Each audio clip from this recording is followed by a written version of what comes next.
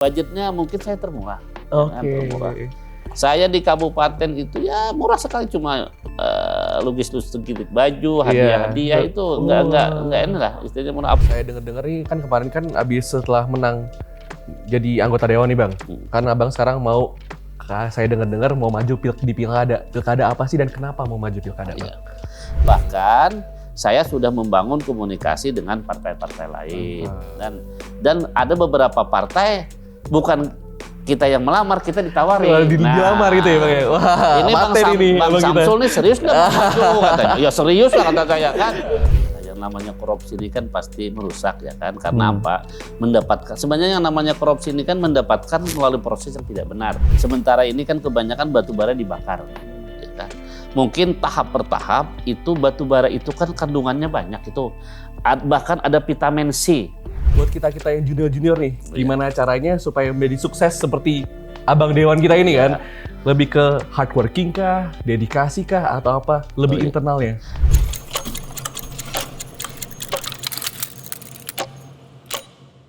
Welcome aja Fam. Jadi hari ini kita dapat opportunity yang sangat bagus untuk ngobrol bareng dengan Bang Samsul, DPR RI. Kita udah diundang di tempat langsung bro. Iya, udah langsung ya. di rawat komisi. Oke. Nah, silakan coba jelas. Iya nih, kita thank you banget dari Raja Jam. Thank you banget udah diundang sampai kita syuting di dalam ruang meeting ini nih. Ini emang hebat lah. Ini thank you juga buat Bang Petrus ya buat ini semua. Nah, Bang, pertama saya mau tanya, Abang ini di komisi berapa dan coba dong kisah ceritanya gimana caranya menjadi politisi awalnya itu. Terima kasih ya, pertama nih buat adinda-adinda kita ya kan, yang istilahnya mengajak kita berdiskusi lah pada hari ini kan untuk menginformasikan dalam beberapa hal. Jadi latar belakang kita jadi politisi ini memang sangat panjang. Ya pertama memang hobi. Dari kita sekolah, dulu kita SEMEA ya. SEMEA kita udah bergerak di OSIS. Artinya memang sebuah lembaga di tingkat menengah atas untuk berkumpulnya aktivis-aktivis di kelas SMA. Ya kan? Kemudian selama kuliah kita aktif di berbagai organisasi kan, organisasi kampusnya sekarang BEM kan, kalau dulu Senat namanya. Nah kita memang aktif sekali di sana. Nah di zaman kita itu kan di tahun 90 sampai ke pos reformasi 98 kan, jadi bergerak lah kampus, kemudian di kegiatan-kegiatan luar, di NGO luar, LSM luar, jadi kita aktif ya. Lulus kuliah ya, kemudian reformasi, setelah reformasi partai banyak yang mendirikan, nah kita ikutlah di sana bergerak ya kan. Nah, awal-awalnya kita ikut partai pecahan dari P3, namanya P3 Reformasi awalnya. Ada ya gitu. Ya, P3R namanya. P3R. Terus berubah menjadi PBR, Partai Bintang Reformasi. Yang dulunya diketuai oleh di pusatnya Nova JND. Kemudian saya di Kabupaten Tanah Ungu. 2004 pemilu pertama kita berhasil menjadi DPRD Kabupaten. Kemudian sampai 2009 sampai 2014 terpilih lagi di kabupaten. Nah, oleh kebijakan peraturan pemerintah pusat, partai itu ada PT-nya 2,5% waktu itu. Ternyata PBR secara nasional itu tidak cukup. Solusinya adalah harus merger, bergabung dengan partai lain. Nah, terjadi komunikasi di pimpinan pusat Jakarta, maka bergabunglah dengan Partai Gerindra. Ya banyaklah kader-kader PBR yang masuk di Partai Gerindra, di antaranya adalah Sekjen. Pak Ahmad Mujani itu adalah kader dari Partai PBR, Pak Raden, banyak. Kemudian Ali Jomroni, banyaklah.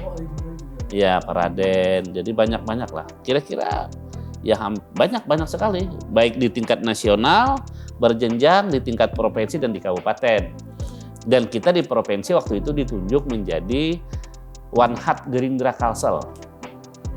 One Hat itu penasehat lah, penasehat. Jadi Dewan Suro lah kalau ini kan kalau di Lena. Di 2014 ke 19 kita calon DPR RI langsung, tapi belum berhasil runner up. Cuma kita tetap diperankan di Jakarta sebagai staf ahli beberapa teman-teman, termasuk juga kemarin waktu itu kita dulu kan ada anggota Menteri dan DPR dari Kalsel Pak Taufik Effendi namanya. Dan kita aktif mendampingi beliau menjadi salah satu tim di Menteri beliau. Ya. Tapi aktivitas kita adalah di Jakarta waktu itu ya kan. Nah itu secara politisnya. Tapi terus 2019 sampai sekarang 2004 kemarin terpilih kan. Jadi anggota DPR RI. Alhamdulillah ya kan. Nah, ya sampai sekarang ditempatkan oleh fraksi di Komisi 11 bidang ekonomi keuangan. Ya, kenapa harus di Komisi 11? Mungkin pertimbangan dari pimpinan. Karena memang di samping kita aktif di politis, kita aktif di organisasi usaha Kadin. Kadin, namanya Kadin itu Kamar Dagang Indonesia. Berkarir dari kabupaten juga. Dari 2004 sampai 2012 2 kali menjadi pengurus Kadin kabupaten. Naik ke Kadin provinsi sampai juga zaman Pak SBS Bambang Sulistyo, saya menjadi salah satu pengurus Kadin Pusat di Komtab Perbatasan. Jadi ada divisi untuk percepatan pembangunan perbatasan. Nah, jadi memang antara politisi dengan pengusaha kita iringilah, tapi memang lebih muncul politisinya. Nah, begitu kira-kira. Oke. Dari tadi kan udah cerita nih ya latar belakangnya dan lain-lain ya Bang Samsul ya. Nah, kenapa sampai di ujung-ujungnya kenapa Nono masuknya memilih Gerindra? Kalau boleh tahu Bang. Ya pertama memang hasil musyawarah pimpinan waktu itu PBR bahwa koalisinya adalah dengan PBR tuh yang form tuh visi misinya adalah diantaranya Gerindra. Karena lebih kepada nasionalis agamis, ya kan. Partainya nasionalis tapi tetap mengedepankan keagamaan. Nah, kebetulan istilahnya PBR ini kan pecahan dari P3 waktu itu kan. Nah, dengan kesamaan visi seperti itulah maka dari kabupaten, provinsi se-Indonesia bergabung dengan Gerindra.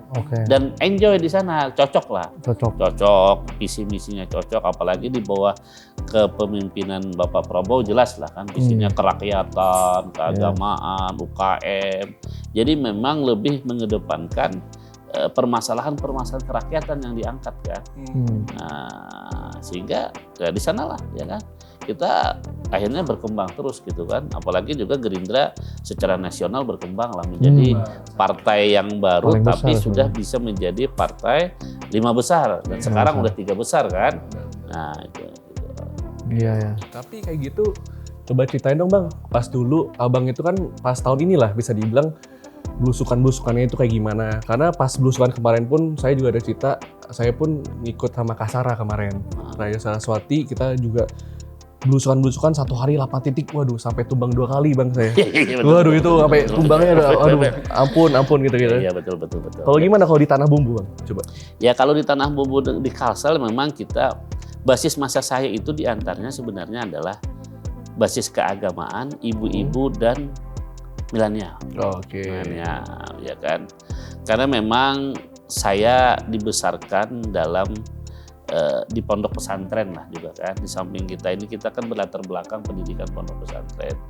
Sehingga kita lebih pada pembinaan kepada lembaga-lembaga pendidikan keagamaan, madrasah apa dan sebagainya. Walaupun yang lain tetap kita rangkul. Disitulah sebagai basis saya. Nah kemudian para ibu-ibu, utamanya ibu-ibu di majelis taklim, ibu-ibu kelompok provisi dan kelompok ini dan milenial itu yang kita bangun nih. Itu militan ya. Militan. Itu militan, kita tahu itu militan semua itu. Kalau yang anak mudanya kita sering adakan konser-konser di skala kecil ya kan. Nah ada event-event olahraga, padahal kita bina betul. Dan saya mengedepankan dalam merangkul suara itu adalah sistem pembinaan dan pengkaderan. Bagus. Jadi konsep saya itu. Paten itu Bang. Jadi konsep saya adalah konsep pembinaan. Jadi saya buka di setiap desa anak tim-tim, kader-kader ya kan. Nggak apa-apa lelah. tetapi ini ada sebuah pencerdasan, ada kader yang akan datang. Jadi saya tidak mengedepankan logistik, walaupun itu ada hanya sebagai pendorong. Jadi sehingga setelah saya nanti banyak kader-kader yang tampil, ya kan? Karena kita hidup ini kan berproses dan ada masa, jadi butuh kader. Bang, tapi mohon izin, logistiknya berapa Bang ini yang dikeluarin dulu kemarin? Wah murah sekali. Murah sekali. Ya kan? Artinya budgetnya mungkin saya termurah. Oke. Ya kan? Termurah. Saya di kabupaten itu ya murah sekali, cuma logistik baju, hadiah-hadiah itu enggak enak lah istilahnya murah. Apalagi waktu saya DPR RI mungkin termurah, tidak sampai 1 miliar istilahnya. Berarti ini abangnya udah mengakar ini, udah berakar ini udah. Pembinaan kita Hebat, dan silaturahmi. Iya. Saya silaturahmi. Jadi saya silaturahmi dan itu semua orang. Saya silaturahmi, kalau ada waktu saya datang ke tempat berbagai elemen. Cuma bawa 1 kilo gula, kemudian teh mungkin 1 bungkus, sama kopi, sama kue kering, silaturahmi kan. Tapi itu lebih berkesan. Jadi kesannya apa? Contoh kalau dipanggil saya di daerah itu namanya Haji Acul. Nah, Pak Haji datang dengan kesederhanaan. Jadi orang merasa ini bagian dari, ya tidak ada batas lah. Ya kan kalau di daerah DPR ini kan dianggap wah kan. Tapi kita datang dengan silaturahmi, ketawa-ketawa kan, silaturahmi duduk ngobrol apa. Jadi orang tidak merasa jauh. Nah, dan merasa aku enak ngobrol dengan Pak Haji Samsul gitu ya kan. Nah, itu yang kita kembangkan, silaturahmi. Silaturahmi. Siap. Nah, itu kan aku mau nanya di bagian ini nih Bang. Kan ada banyak banget ya, maksudnya kompetisi untuk dapat kursi di DPR RI dan lain-lain menurut kita ya. Itu tuh ada keuntungan dan kerugian apa sih, Bang? Untuk menjadi anggota dewan. Nah, Oh, keuntungannya apa, kerugiannya apa, Bang? Ya sebenarnya kan motivasi niat kita ya kan. Bahwa setiap apapun butuh pemikiran, butuh tenaga, butuh logistik ya kan. Tinggal motivasi. Saya rasa menjadi anggota DPR ini karena saya berpikir ini kan ranah ibadah nih kan, ranah ibadah. Jadi apapun yang kita berikan saya niatkan sedekah, ya kan, atau ya sebagai dana sosial lah. Jadi tidak ada beban dalam segi logistik. Dalam segi ini karena ini niatnya ibadah, maka nggak ada beban akhirnya saya kan. Ya, artinya ini mungkin rezeki orang lewat saya, ya kan. Nah, dan ini juga sebagai pendorong semangat berjuang agar tidak sakit hati, ya kan. Karena kita posisinya yang keluar itu adalah hak orang lewat kita. Nah, itu kan. Jadi santai saja, enjoy saja saya kan. Nah, dan saya tidak mengedepankan uang harus berapa siap.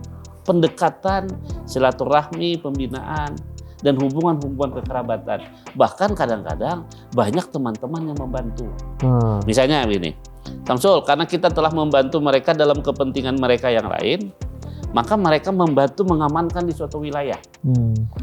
Samsul nggak usah perlu keluarkan apa-apa, saya yang amankan di sana.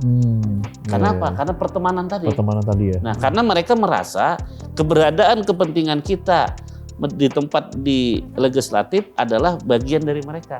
Nah, jadi berbagi sebuah tim. Anggap saya ini sebagai penyerang. Jadi kawan-kawan yang lain ada gelandang, ada back, ini backup saya. Nah, itu di situ karena relasinya lumayan dekat ya. Lumayan dekat. Betul. Keberadaan kita bisa jadi manfaat bagi orang lain. Kalau tidak ada kita, wah ini nggak ada Samsul, kita sulit bicara begitu ya kan. Tadi yang saya setuju Bang Samsul ngomong itu ini jadi ladang ibadah. Nah, ladang ibadah karena Bang Samsul juga kan pengusaha kan Bang.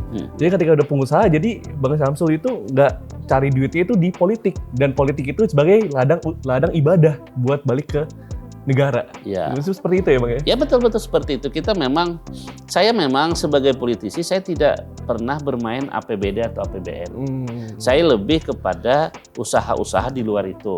Nah, tidak bersentuhan dengan APBD. Misalnya contoh, saya sebagai anggap trader karet, trader sawit, tapi kita lebih kepada ke UKM-nya. Di sana pun biasa yang saya suruh-suruh itu adalah kader-kader partai yang ada di wilayah itu, pemberdayaan.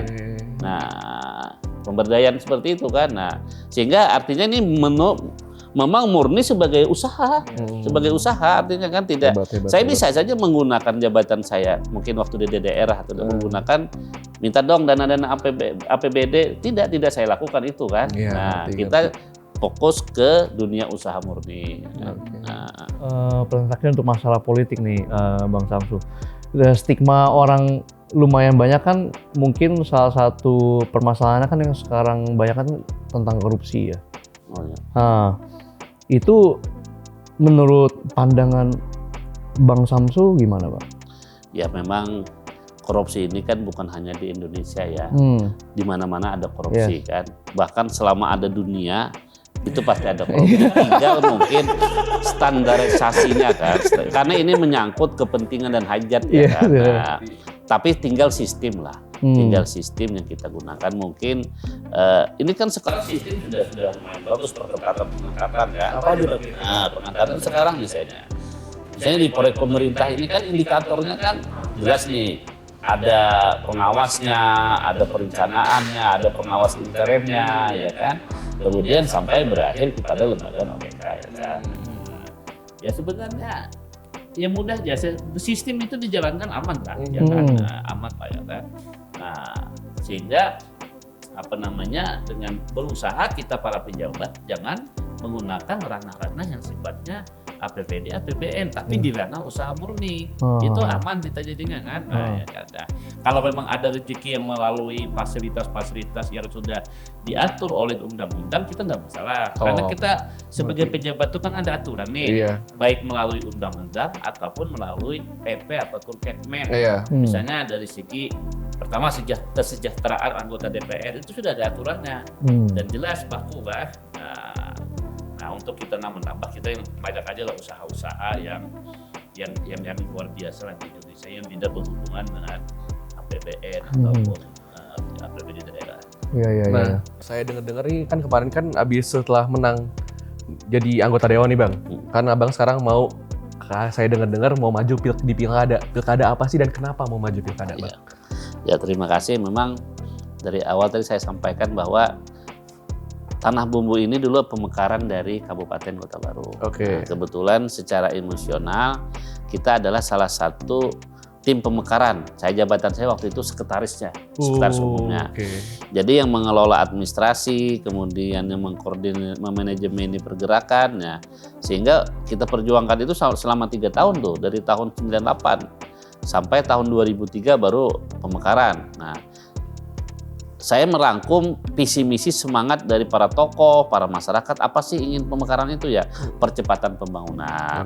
Nah, makanya setelah saya sekolah nih, maksudnya sekolah jadi anggota DPR, macam-macam, saya ingin kembali untuk menjadi bupati atau menjadi eksekutifnya lah. Kemudian juga partai, dalam hal ini Gerindra, memerintahkan bahwa kader-kader yang ingin dan mau menjadi di eksekutif agar turun gunung. Nah, makanya itu saya turun gunung ya kan. Nah, langkahnya seperti apa ya? Langkahnya saya kembali bergerak, bersosialisasi ke masyarakat, menyampaikan visi misi apa dan sebagainya. Nah, bagaimana respon masyarakat? Alhamdulillah bergerak saya hampir 2-3 bulan ini sangat luar biasa ya kan.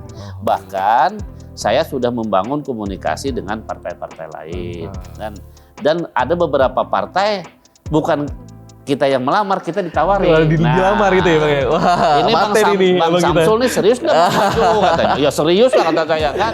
Ngapain kita istilahnya ini kan tidak serius dalam rangka ya ingin mengimplementasikan visi misi. Yang kedua, saya memang budaya saya, sifat saya itu berteman siapapun teman saya. Saya musuh saja teman.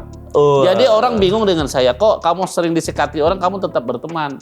Itu rahasia batin kata saya kan. Nah, artinya teman musuh aja jadi teman, apalagi teman kan. Nah, jadi orang tidak menyangka saya, dan tidak ada dendam bagi saya. Sudah selesai saya kan. Nah, jadi itu membuat saya alhamdulillah sehat selalu.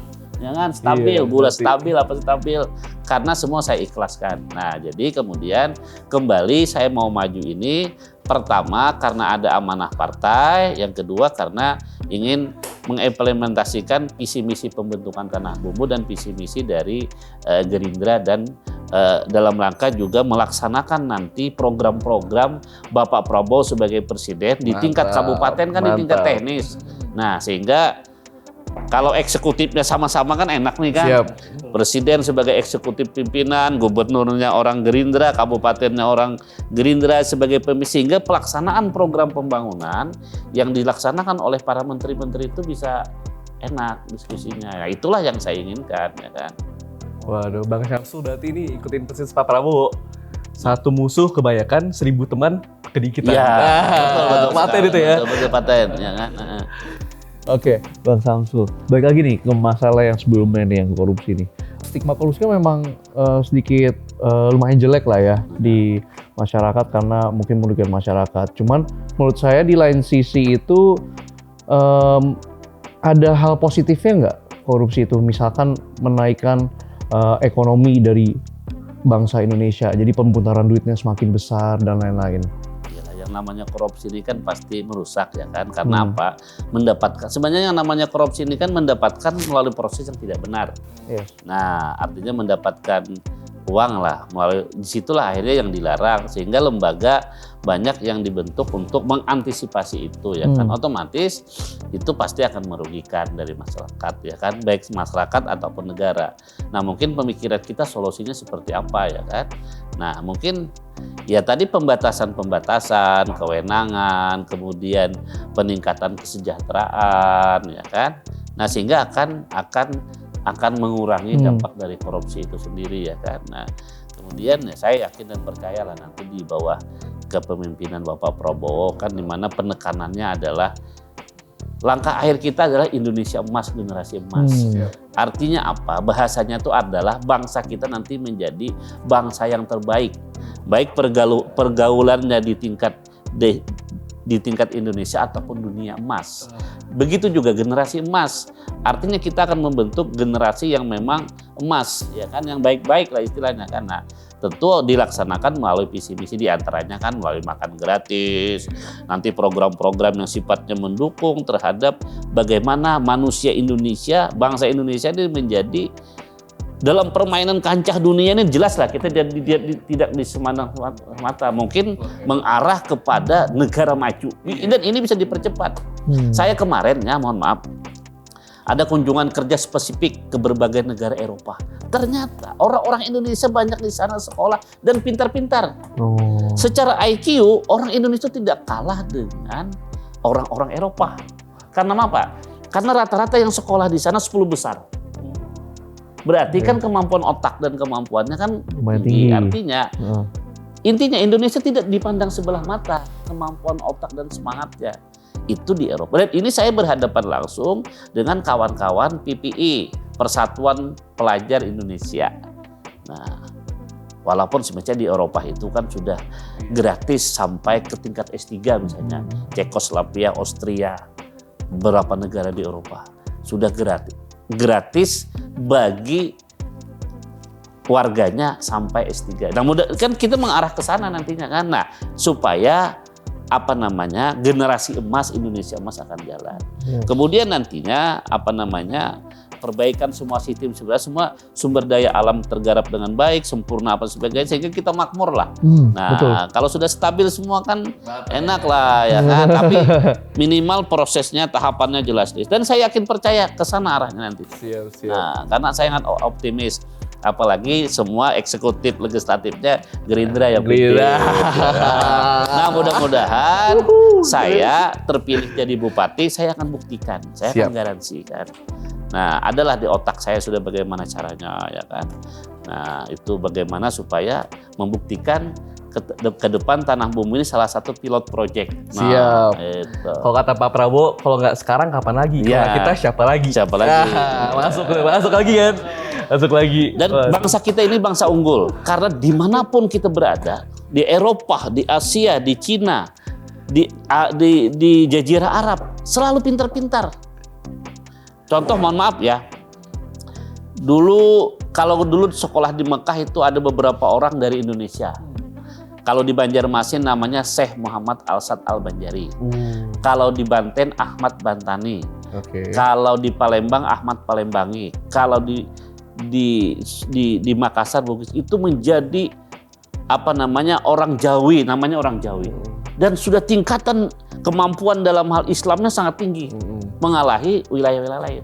Artinya apa? Intelektual kita orang Indonesia, otak dan mentalnya hebat, intinya itu, ya kan? Intinya itu kan.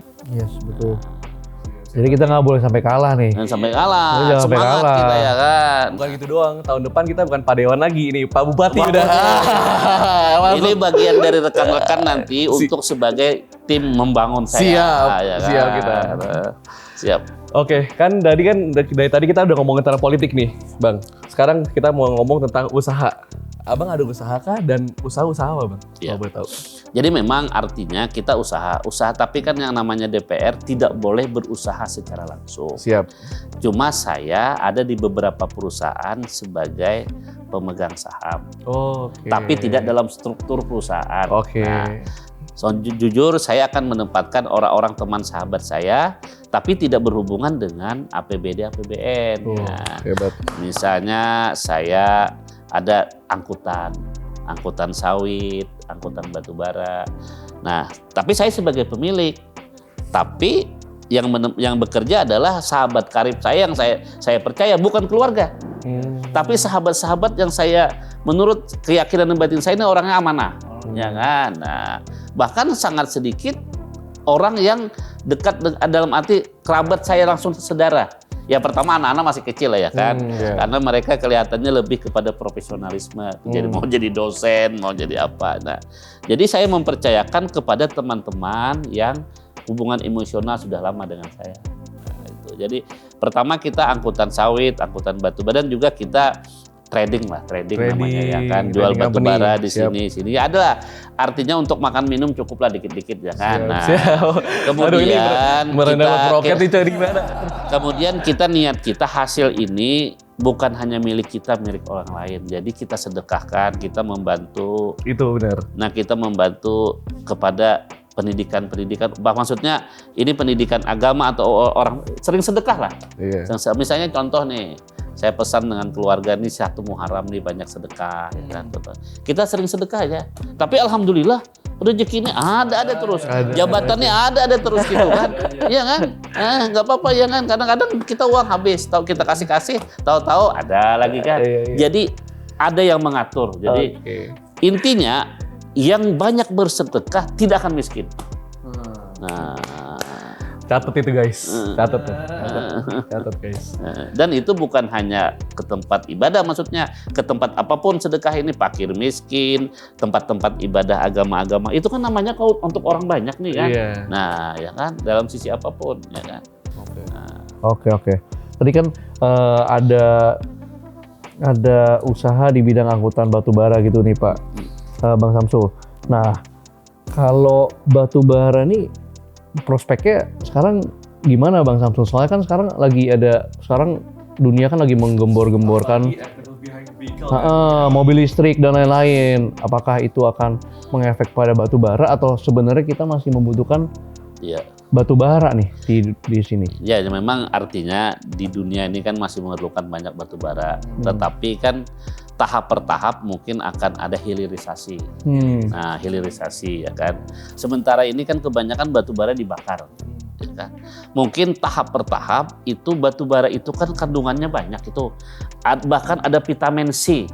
Oh iya. Ya, ada teman saya salah satu pakar, dia dosen di ITB. Itu di Jerman katanya sudah ada hilirisasi, itu dijadikan vitamin, dijadikan obat apa. Jadi jadi ada pakarnya sudah orang kita. Nah, sudah ada beberapa riset yang dilakukan. Nah, jadi kira-kira kalau 5 untuk 10 tahun masih oke lah.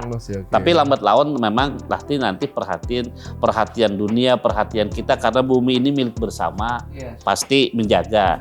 Tetapi tahap awal bisa lah. Tapi mungkin hilirisasi akan dilakukan. Maksudnya batu bara ini tidak dibakar lagi sebagai macam-macam lah, kosmetik macam-macam kan, seperti sawit kan, turunannya kan banyak sekarang kan, nah, ya kan. Sekarang jadi banyak ya. Jadi bukan hanya sebagai minyak, macam-macam ya kan, bla bla bla. Nah, ya makanya kemarin kita ada waktu berjalan ke ini, ada juga kunjungan khusus ke Italia. Nah, memang ternyata yang paling banyak mengirim batu bara dan CPO dari kita Indonesia, Italia kan. Emang Indonesia kan terkenal kita dengan Nah. kekayaan alam ya kan, kita unggul di situnya. Nah, cuma lambat laun batu bara ini mungkin, tapi untuk 5-10 tahun masih ini lah ya. Oke. Ya tergantung kebijakan pemerintah lah. Yes. Kita kan nih oke aja terus kan.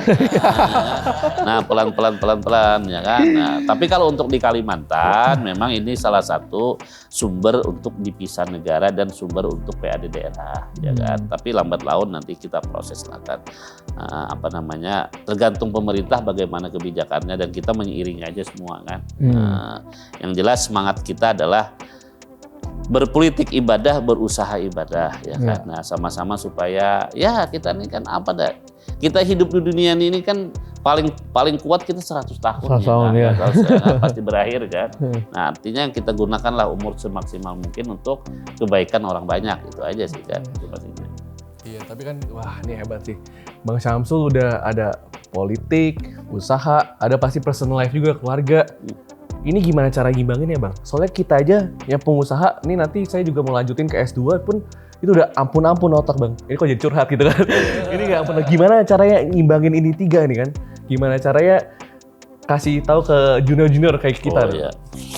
Artinya memang polanya memang ya pola tradisional aja sebenarnya kalau saya istilahkan, santai aja. Misalnya dalam urusan politik saya turun, tapi kalau dalam usaha nanti kawan-kawan dipanggil kumpul-kumpul makan ya kan. Ini bagaimana laporan nih, membahas ini sambil santai sambil nongkrong makan kopi, minum kopi kan sambil laporan. Oh ini ya kan. Nah, jadi diajak kawan-kawan ini baik sisi bisnis ataupun sisi politik dalam komunitas kita, ya kan. Nah, ini masalah politik ini diikutkan aja rame-rame pada saat kunjungan kerja, ajak aja teman-teman yang kawan-kawan Indonesia. Kita ikut aku dong, sambil nyantai. Ini gimana cerita laporan nih?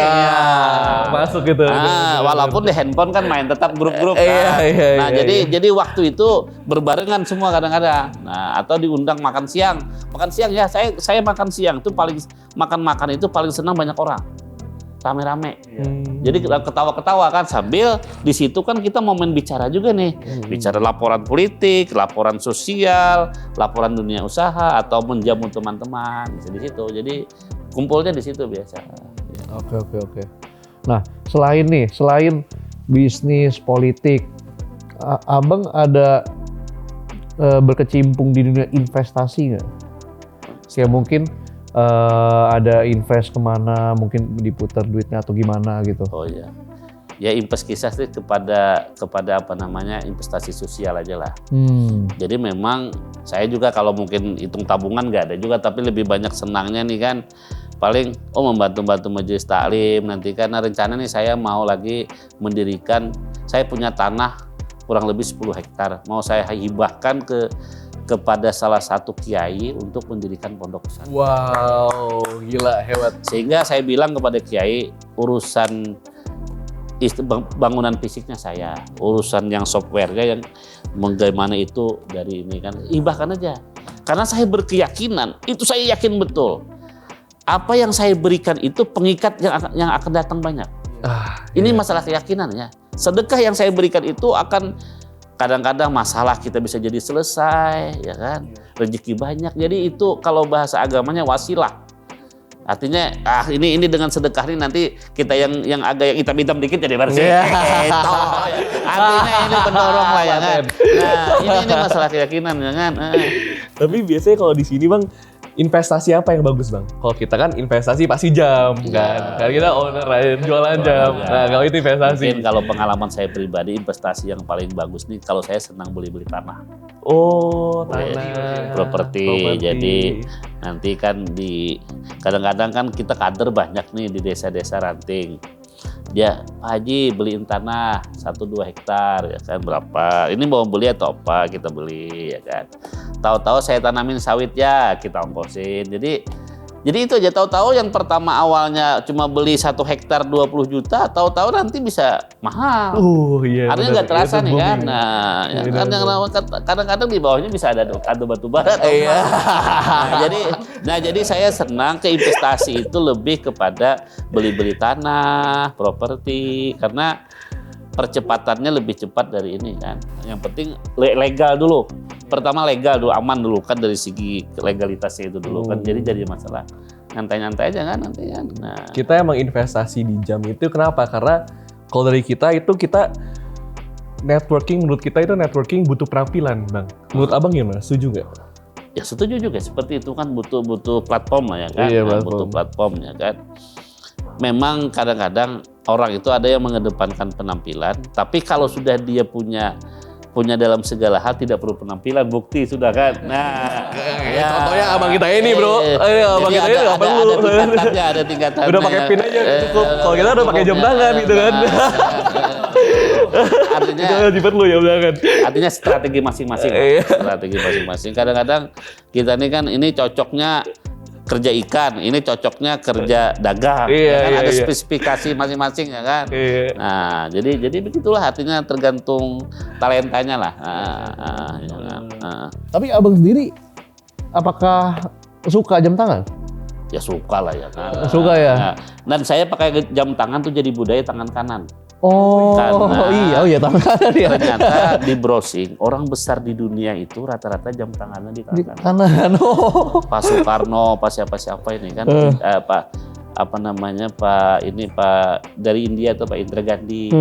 Nah makanya saya ada penasihat orang bahwa kamu harus pakai jam tangan itu di Di sebelah kanan. kanan, Oh, karena oke. indikator jadi orang besar. Makanya Ya udah, ya, Bang. saya coba di kanan. Kita langsung ganti dulu deh, Bang.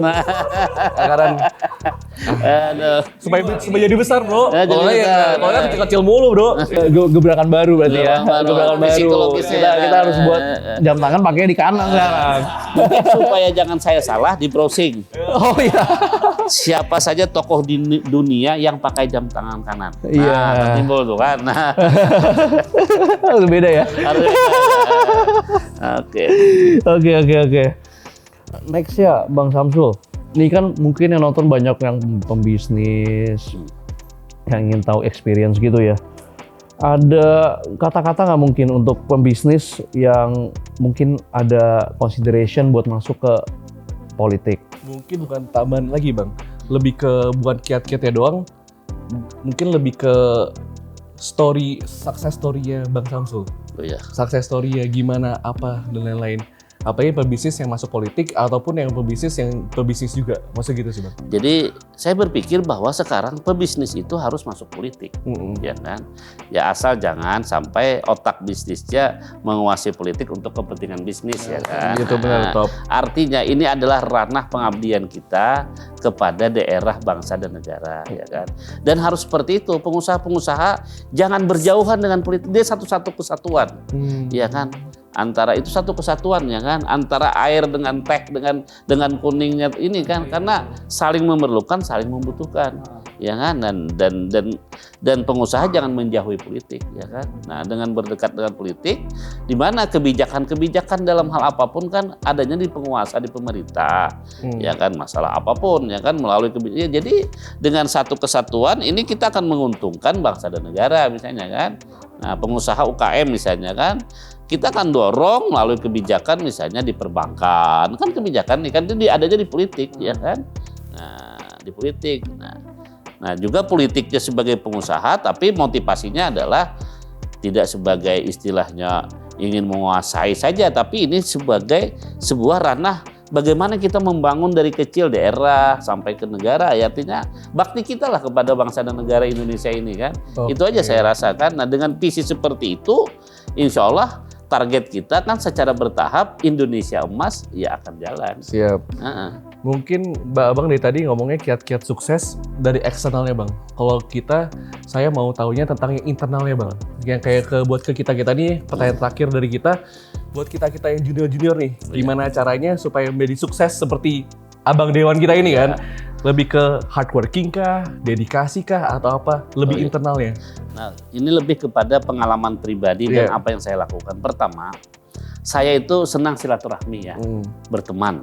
Siapapun itu teman saya. Siap. Ya kan, sampai orang yang menyakiti saya tetap saya jadikan teman. Satu itu.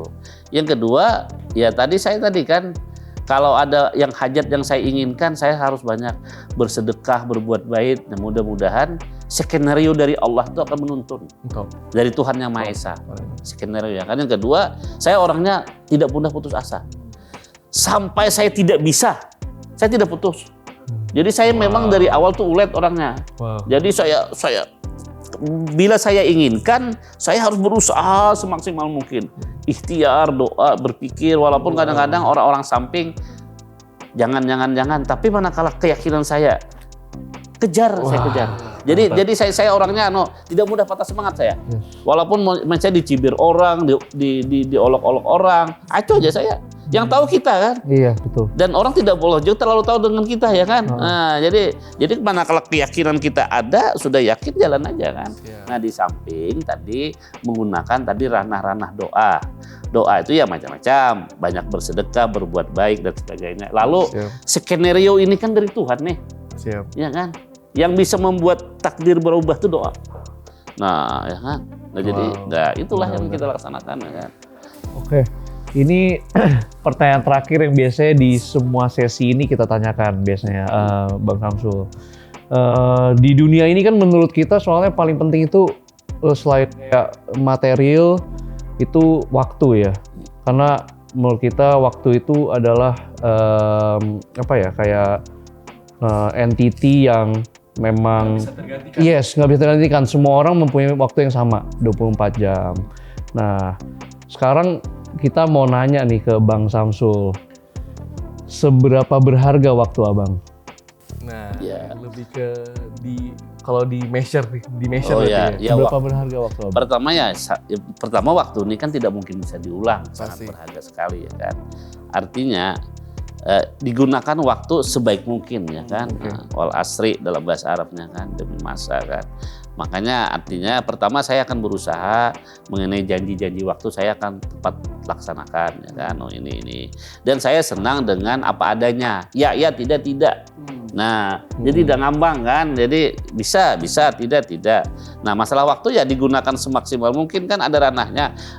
Ada kalau ranah kita kan 8 jam istirahat, 8 jam kerja, 8 jam beribadah. Itu rumus umumnya kan. Nah, jadi ya dimaksimalkan mungkin lah waktu kan, ada runtutannya ini ya kan. Nah, sehingga ya seefisien mungkin kan digunakan. Nah, kalau boleh tahu aja nih Bang. Kalau misalkan dinominalkan misalkan kayak ada yang mungkin mau ketemu sama Abang mungkin 1 jam 2 jam, itu misalkan nominalnya berapa rupiah Bang? Waktu Abang itu. Kalau saya pertama menganggap bahwa rezeki ini kan Tuhan ya kan. Saya tidak bicara angka. Bicara bahwa momen pertemuan itu kan janji, kemudian ini sebagai sebuah wadah untuk ya pertama seperti anggota DPR tempat menyalurkan aspirasi ya kan. Jadi saya tidak hitung-hitung angka. Karena saya yakin ada ranahnya masing-masing. Ya kan? Karena rezeki itu tidak ditentukan oleh waktu, tapi oleh keadaan apapun ya kan. Nah, jadi tidak mengukurnya dari jam itu kan. Nah, walaupun di sisi ini kita mengeluarkan uang, pasti yakin saya di sisi lain akan mendapatkan kan. Nah, jadi ini masalahnya lebih kepada keyakinan dan ya itu keyakinan tadi kan. Nah, jadi jalannya. Oke Bang, untuk bagian terakhir kan dari tadi kan kita udah nanya-nanya Bang. Sekarang mini game. Kita udah bawa beberapa jam, nanti kita tebak. Kalau tebakan kita benar atau enggak, buat pilihannya Abang. Kenapa? Karena di sini jam itu menentukan psikologisnya orang. Jadi misalnya saya pakai jam ini karena ini merepresentasikan saya banget. Nah, bisa dibilang itu, boleh?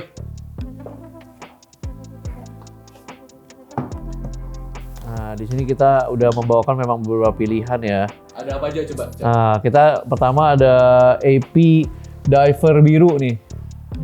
AP Diver biru ukuran 42. Kita ada Explorer 2 Black Dial. Lalu kita ada Deep Sea ukuran 44. Ini yang lumayan tebel dia. Dan yang terakhir kita bawain GMT Master Batman. Nah, menurut lu yang paling cocok yang mana nih, John? Kita lawan ya bro ya. Menurut gue AP. Menurut lu AP? Menurut gue AP. Oke. Kalau misalkan ini kan kita berdagang jam ini kan udah lumayan lama kan. Jadi saya bisa kira-kira nih Bang. Kira-kira Abang suka kayak apa? Kalau gue mungkin gue pilih Deep Sea deh. Gue pilih Deep Sea. Enggak lah, AP lah. Coba Deep Sea, coba. Bang, Abang pilih yang mana? Jadi memang kelihatannya semua bagus nih ya kan, karena ada masing-masing kelasnya ya kan, dan kelas ini kalau cocok di hati dan pikiran saya senang yang sederhana tapi kelihatannya di setiap zaman stabil. Oke. Nah, Yang mana tuh Bang? saya akan memilih yang ini. Waduh, kan? aduh salah. Walk out nih gue. Kan bener kan gua kan? Salah lagi. Kenapa Bang? Kenapa memilih Dipsy 44? Ya pertama dari harismanya. Kalau menurut saya kan tidak begitu banyak variatif. Yes, betul. Nah, jadi ada harismanya lah. Cocok pakaian orang-orang dewasa dan para politisi kan. Yes. Dan dia simpel juga kan Ada dia. semacam kalau dilihat tuh seperti ada keteduhan. Bawahnya kan keteduhan ya kan. Iya. Dan gagah juga mungkin ya Bang. Gagah juga, Gagah, ya soalnya kan. dia lumayan tebel dia ini untuk jam untuk diving juga. Jadi ini bisa untuk diving kedalaman sampai dalam lah. Apalagi pakai di tangan kanan. Oh Bang. ya, jangan lagi. Gagah double ini jadi ya. Nah, jadi ini pilihan kepikiran Bang Samsul, Cedar Dipsy. Kira-kira berapa 44. Ini perkiraan 160-170 juta. Siap. Yes. Ya, oke. Jadi terima kasih banyak Bang. Sebelum Ya, terima terima kasih, kita kasih ada plakat dulu dong. Oke. Kita kasih ada plakat. Ini ada plakat dari Raja Jam Indonesia Bang, buat abang. Nih, thank you banget udah diundang. Ya, oke. Waduh, luar biasa ini. Wah. Aduh. Oh, Oke. Nah, ini jadi kita memberikan plakat karena sudah bisa diundang ke tempat Abang Samsul inilah. Kita terima kasih. Oke, Bang Samsul. Ya, Thank you banget ya Bang terima Samsul. kasih. Ya, sama-sama. Sebagai ucapan terakhir dari saya, terima kasih kepada adik-adik yang siogianya datang untuk melakukan diskusi pada hari ini, dan mudah-mudahan budaya ini berlangsung. Ya Yes. kan? Artinya hari ini kawan-kawan dari daerah Kalsel, utamanya selanjutnya beberapa daerah dan beberapa provinsi. Jadi ini kan media silaturahmi yang luar biasa ya kan. betul. Nah, dengan demikian efeknya banyak nanti kan, efek silaturahmi, efek bisnis ataupun efek yang lain. Terima kasih, sukses selalu semuanya. Assalamualaikum warahmatullahi wabarakatuh.